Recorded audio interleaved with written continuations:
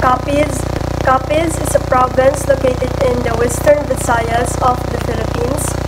It is a very known province tungod kay fresh kayo ang ilang mga seafoods diri. Like, very delicious gid ang ilang mga foods. This province is called as the seafood capital of the Philippines. And these are the tourist destination of Capiz, the Suhut Cave, Immaculate Conception Cathedral, Spanish City Bridge. So, Suhut Cave is a very popular spot in Capiz. Tungod kay grabe kalimpyo ang ilang tubig, labi na sa ilalom. And ang mga bato nga nasa kilid is naka-formation. Like, limpyo gid siya lang tawon. And ang cave is naka-surround sa mga kahoy. So, if nature lover ka, goods kaya ni siya para sa mga cave. Grabe ka, peace ang lugar and grabe ka relaxing.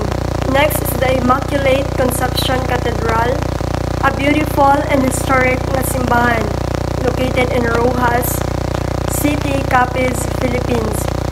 So, mo ni ang pinaka-oldest na simbahan sa Capiz. Kini nga simbahan is dili lang pang-worship, but also great spot would ni to see Spanish inspired architecture. Next is the Spanish City Bridge, most historical landmark in Rojas City, Capiz, Philippines. It was built during the Spanish colonial period. So next is the Guimaras. It is a small island province in the Philippines located in the western Visayas. And these are the tourist destination of Guimaras, the Gusi Lighthouse, Trappist Monastery, and Alabio Beach. The Gusi Lighthouse is the historic landmark in Guimaras, Philippines. Even karon, guba na ning alaganan pero daghan gyapon ang mga laag kay makipicture tungod kay nindot ang view and relaxing pud kayo ang ilang view. Next is the Trappist Monastery in Guimaras. Peaceful place gyapon. Perfect na siya sa mga tao nga busy kayo ang life. Ay magatag gini nga place of peace. Like relaxing gid kayo pud siya. And the last one is the Alabihud Beach, known for its clear blue waters and a white sun. Perfect na siya for swimming, snorkeling, and simply relaxing the sea. Good for families kayo ni, friends, or couples. Hello guys, my name is Julio Gerdato. So for today's video, I will explain to you the Iloilo City. So as we all know, the Iloilo City is located at the Western Visayas. Then the Iloilo City also is known as the heart of the Philippines because of its location. So there are 3 tourist destinations in the Iloilo City. So let's start from the Magao Church. It is the ancient church here in the Iloilo located there.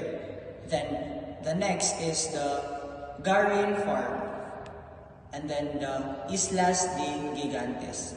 So the Islas de Gigantes is like the location of Inadapitan.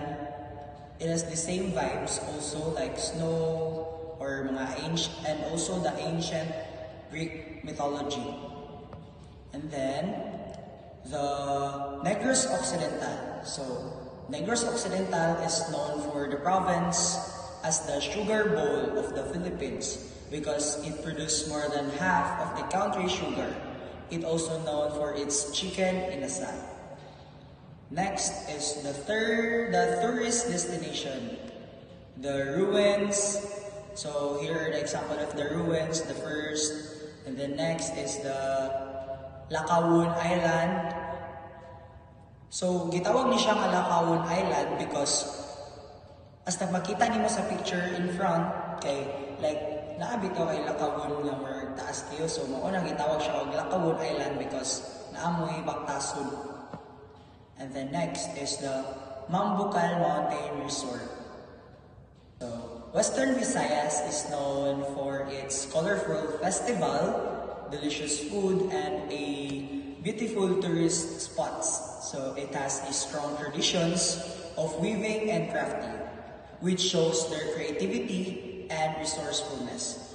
The region's diverse language and traditions reflect the rich history and culture of the Visayan people. And that's all for today. Thank you for listening.